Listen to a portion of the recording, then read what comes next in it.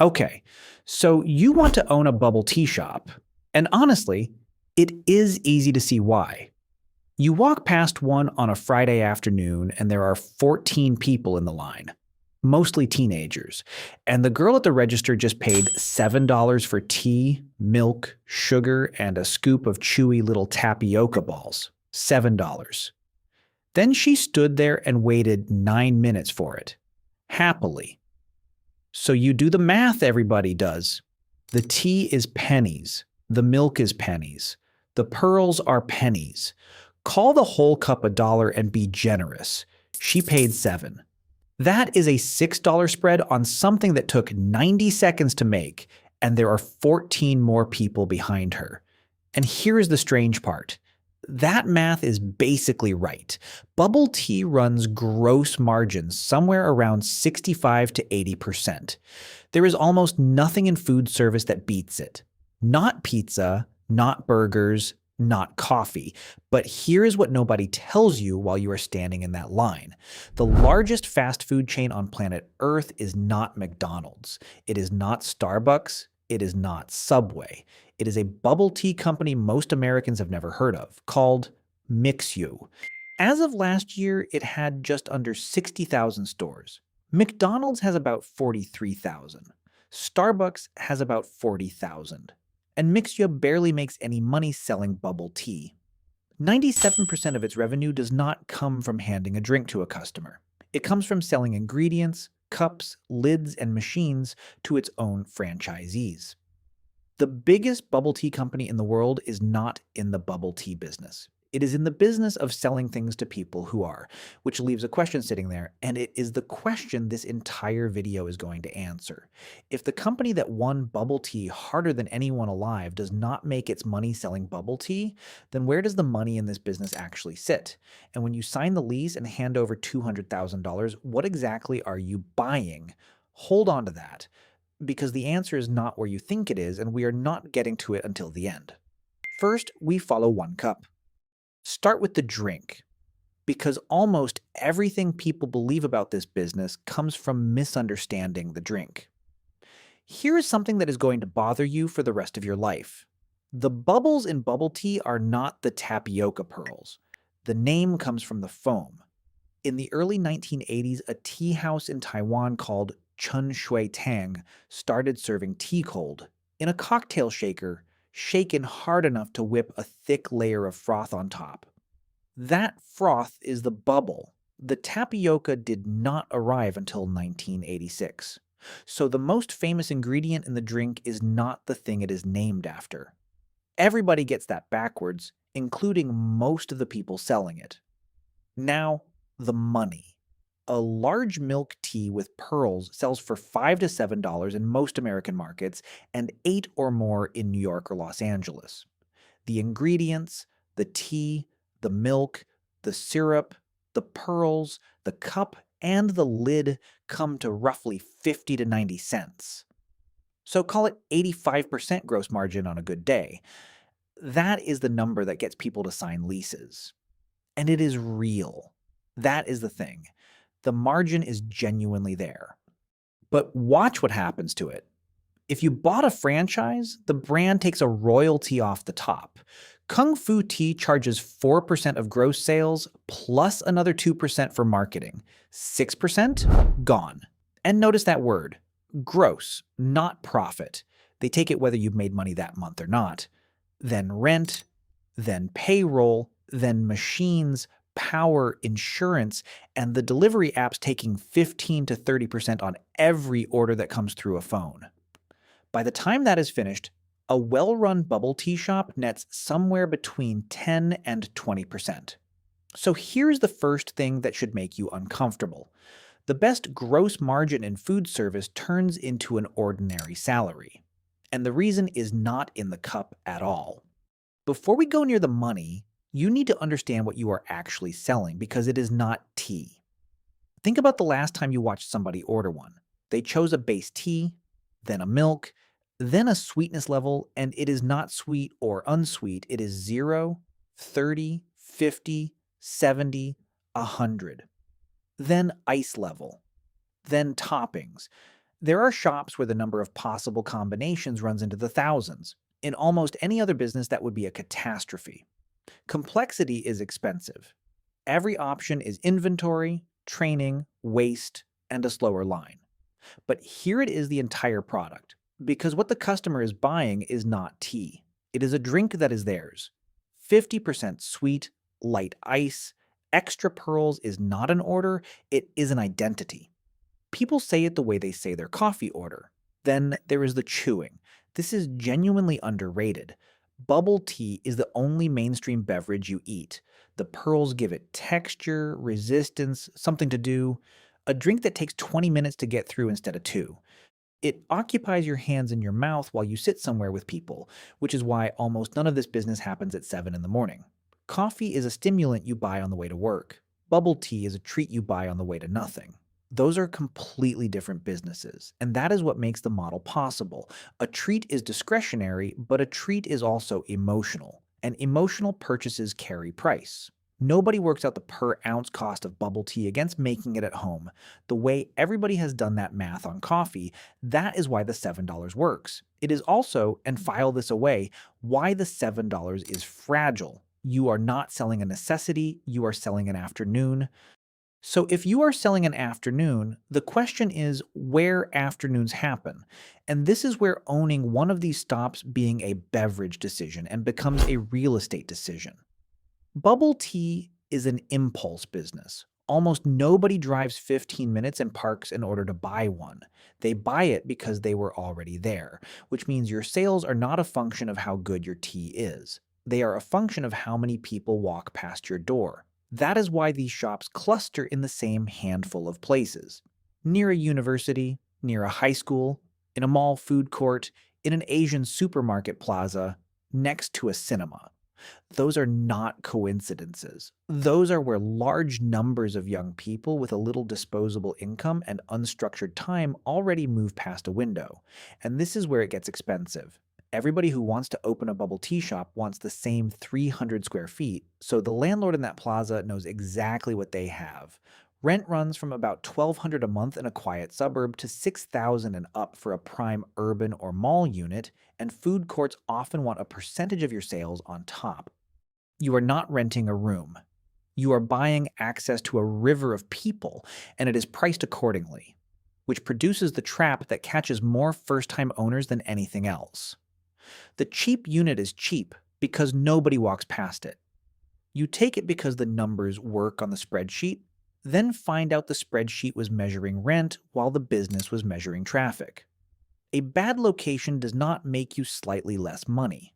It makes the business impossible because this model needs volume the way an engine needs fuel. So let us actually open one. There are 2 roads, and they are genuinely different businesses. Road 1 is the franchise. You pay a brand for the recipes, the supply chain, the training, and the name above the door. Kung Fu Tea, one of the largest in the United States, puts total investment between about $169,000 and $378,000. Chatime runs a $30,000 franchise fee, with a total of $150,000 to $250,000. Gongcha starts around $100,000 for a kiosk, and a flagship store starts north of $350,000. So call the realistic range for a franchised American shop $150,000 to $400,000. All in. Where does that go? Not where you think. The franchise fee is usually the smallest piece. The money is in the build. Leasehold improvements, plumbing, electrical, the counter, signage, and equipment, which for bubble tea is a longer list than people expect. Tea brewers, water filtration, refrigeration, a sealing machine for the film lids, and an ice machine, a good one, because an ice machine that cannot keep up on a hot Saturday will simply stop your shop. Then working capital, the piece everybody underfunds. You have to survive the months before anybody knows you exist. Road 2 is independent. No franchise fee, no royalty, no marketing levy. You keep everything. Which sounds obviously better, right up until you try to buy pearls. You are now one small shop sourcing tapioca, tea, powders, syrups, and cups from suppliers who price on volume, competing against a chain buying for 600 stores at once. Your cost per cup is higher. Your quality control is yours to fix. And when something breaks at 4 on a Saturday, nobody is on the other end of a phone. That is the real trade. Not fees versus no fees, leverage versus no leverage. Now let us go inside, because this is where the theory meets the floor. The shop opens at 11. The staff get there at 9. The first job is the pearls, and the pearls are why this business is harder than it looks. Dried tapioca goes into boiling water, gets cooked, rested, rinsed, then steeped in sugar syrup. It has to be right because an undercooked pearl is chalky in the middle and an overcooked one turns to paste, and then the clock starts. Cooked tapioca pearls are good for about 4 hours. After that, they harden. They lose the exact texture the drink is named for, and they have to go. Sit with that because it is the single most important operational fact in this business. The signature ingredient of a product with 80% gross margins has a 4-hour shelf life. You are cooking pearls again and again all day, and every time the clock runs out on a batch that did not sell, you take a scoop of your own product and put it in the bin. So the manager has a genuinely hard job, several times a day. Cook too much and you throw money away. Cook too little and you run out at 3:30, which is the exact moment 40 teenagers arrive. Because the day is not flat. It is 2 mountains. Dead at 11. Then school lets out and the afternoon peak hits hard. Then a second peak in the evening. You are staffing for the peaks and paying for the flat parts. And every drink is made by hand, one at a time. Scoop, brew, pour, syrup, milk, ice, shake, seal, hand it over. 90 seconds a cup when somebody is good at it. And one of those 14 people wants 30% sugar, light ice, extra pudding. That is the business, not the margin, the queue, and the clock. Which brings us to the second largest number on your income statement and the one most first-time owners get wrong. Labor. A bubble tea shop cannot be run by one person because of the peaks. A shop that is dead for 4 hours and then serves 120 drinks in 90 minutes needs enough hands to survive the 90 minutes. Realistically, that is 4 to 6 people across your shifts and payroll around $3,000 to $8,000 a month. Now, everybody looks at that number and has the same idea. I will work the counter myself. And you can. Plenty of owners do, and in year 1, many have to. But be honest about what that means. If you are behind that counter 50 hours a week, then part of what looks like profit at the end of the year is not profit. It is your wages, and you paid them to yourself by not paying somebody else. There is a version of this business that makes $50,000 a year where the owner works 6 days a week, and a version that makes $30,000 where the owner works 1. Very different investments wearing the same numbers. Then there is training, and here the handmade thing bites again. Every drink is assembled by a person, so consistency is not a machine setting. It is a habit in somebody's hands.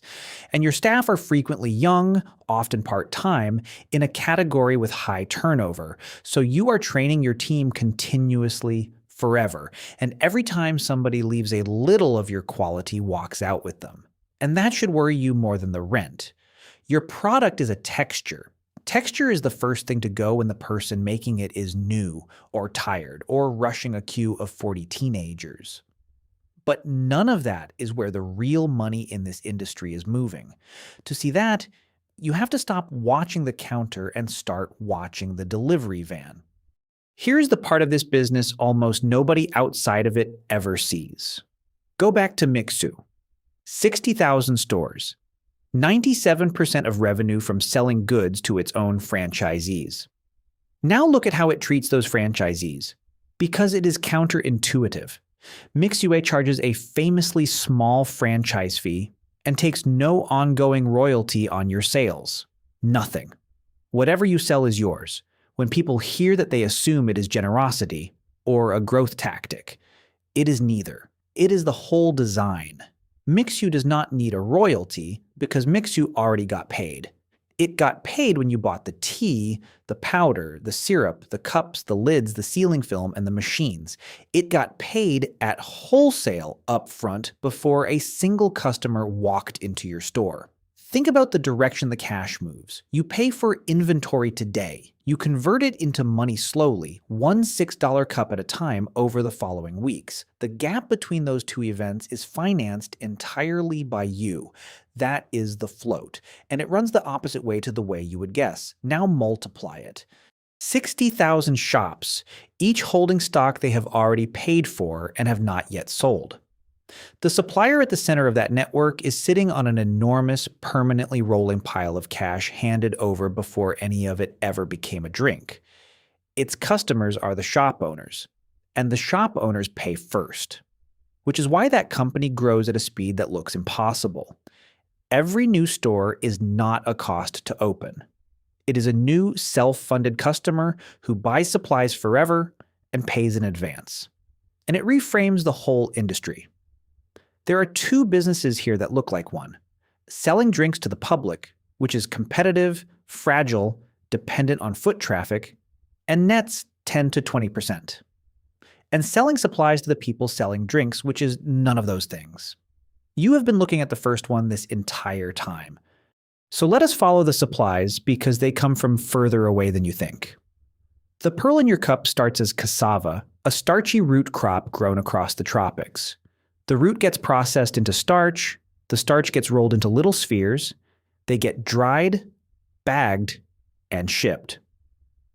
Almost none of that happens in the United States. American bubble tea shops overwhelmingly import. The pearls come largely from Taiwan or Southeast Asia, particularly Thailand. The tea comes from Taiwan, China, Vietnam, India, the powders, the sealing film, and the cups. A lot of that is imported too. So picture your shop. Everything that makes your product what it is arrives in a container from the other side of the world on a schedule you do not control. And most of the time that is fine. It is fine for years at a stretch. Global shipping is astonishingly good at this, right up until it is not. Because in 2021, it was not. Two things happened at once. Taiwan was in its worst drought in decades, with companies operating under government water restrictions. And container ships were sitting at anchor off the ports of Los Angeles and Long Beach, unable to unload, in a backlog that ran for months. The tapioca was on those ships, so American shops started running out of the one ingredient the drink is named after. Shops rationed. Some limited customers to a single scoop of pearls. Some ran out completely and put a sign in the window. It got a name online, Boba, which is funny right up until it is your shop. Now sit with what that means as an owner. You did nothing wrong. Your location was good, your staff were trained, your rent was paid, and you could not sell your product because of rainfall in Taiwan and a queue of boats off the coast of California. That is the risk that appears nowhere on the spreadsheet you built before you signed the lease. There is a second risk, and this one you can see coming, which somehow makes it worse. In 2023, there were around 3,600 bubble tea shops in the United States. By 2025, that number was around 7,800. Over the 5 years to 2025, the count grew at an average of about 21.5% a year. The number of shops roughly doubled in 2 years. Some of that is real. Demand genuinely grew, and the category stopped being a regional thing and started turning up in ordinary suburban plazas all over the country. But understand what a number like that does to the shop you are about to open. Remember what we established. This is an impulse business built on foot traffic, in a category where the product is broadly similar from shop to shop, and the barrier to entry is a few $100,000 and a supplier relationship. So when a location proves a neighborhood will buy bubble tea, that information does not stay private. The landlord across the plaza knows. The supplier who sold you your equipment knows. because they sell to everybody. So you do the hard work of proving the market. And the reward for proving it is a second shop opening 400 yards away, then a third, and you cannot defend against it. You cannot patent a milk tea. Your recipes are not secret, your suppliers are not exclusive, and your customers are 18 and will try the new place because it is new. That is what saturation actually means. Not that everybody fails. It means the returns stop being extraordinary and start being ordinary, because the extraordinary returns are what attracted the competition. And if you think a big enough brand and enough money protects you from that, there is a very specific, very expensive story that says otherwise. In 2012, Starbucks bought a tea company called Teavana for $620 million. On paper, it was one of the most sensible acquisitions anybody had made in years. Starbucks had spent 4 decades proving Americans would pay a premium for a hot drink in a nice room. Tea is the second most consumed beverage on the planet after water. Teavana had hundreds of stores, mostly in malls, selling premium loose-leaf tea. Starbucks had the real estate expertise, the supply chain, the brand, the capital, and the best track record in the history of beverage retail. If anybody could turn tea into stores, it was them. It did not work. In July of 2017, Starbucks announced it was closing all 379 Teavana stores. Most were gone by the spring of 2018. The company took an impairment and goodwill charge of roughly $100 million. 5 years, $620 million. Every single store shut. Why? Because the mall traffic the whole model depended on went away. And because loving tea and wanting to buy tea in a shop are two completely different behaviors. Starbucks kept selling Teavana tea very successfully inside Starbucks stores and in supermarkets. The tea was fine. The demand was fine. The stores were the problem. And that is the lesson to carry into a bubble tea lease. Bubble tea demand is real, and it is growing. That is not the question. The question is whether that demand shows up at your address, at your rent, for enough hours a day for enough years to pay back $300,000 of build-out. Starbucks got that question wrong with far better information than you will ever have. So by now you might be wondering whether anybody in this industry is actually making real money. The answer is yes, just not where you have been looking. Let us put it together and be specific, because vague is how people talk themselves into leases. Your business is volume. That is the entire model, and here is the shape of it. Below about 150 cups a day, a typical shop struggles because your fixed costs do not care how many drinks you sold. The rent is the rent. The staff are scheduled. Under that line, you are subsidizing a shop that is open mostly in order to be open. Above about 250 cups a day, it works, and it works well because every extra cup arrives at 70 or 80% gross margin against costs you have already covered. That is a remarkably narrow band. 150 is a struggling business, 250 is a good one. The difference is about 100 cups, which is roughly 4 customers an hour. That is what your location is really buying you, not prestige, not vibe. 4 customers an hour. So, the honest numbers. A healthy American shop does a few $100,000 a year in sales. After ingredients, rent, payroll, royalties if you are franchised, delivery commissions and utilities, a well-run one nets around 10 to 20%.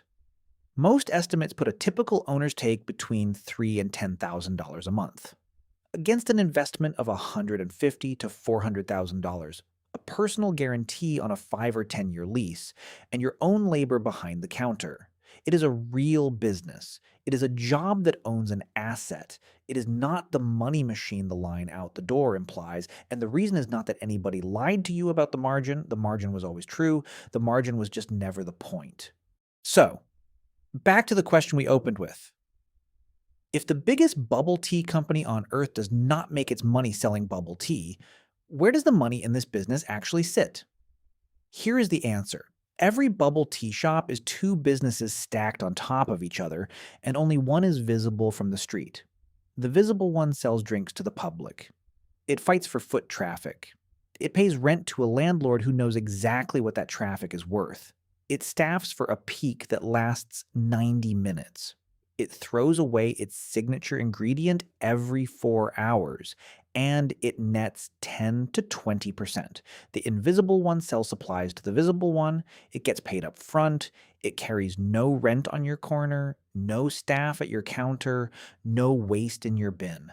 And it does not care which individual shop wins because it sells to all of them. So when you sign that lease and put your name above the door, this is what you are actually buying.